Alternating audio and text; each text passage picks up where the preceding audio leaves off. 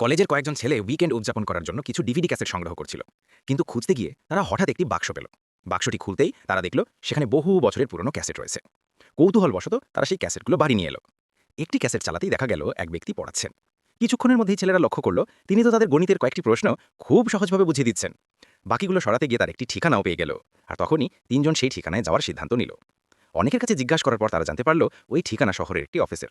সেখানে পৌঁছে জানা গেল এটি একজন আইএএস অফিসারের দপ্তর। ওই অফিসার ক্যাসেটটি দেখেই ছেলেদের একটি গল্প বলতে শুরু করলেন। তিনি বললেন এই মানুষটি আসলে একজন শিক্ষক ছিলেন যিনি গণিত পড়াতেন। তার পোস্টিং হয়েছিল একটি গ্রামের সরকারি স্কুলে। সেখানে পৌঁছতেই গ্রামের সরপঞ্চ তাকে ধুমধাম করে স্বাগত জানিয়েছিল, আর স্কুলেও প্রচুর শিশু উপস্থিত হয়েছিল।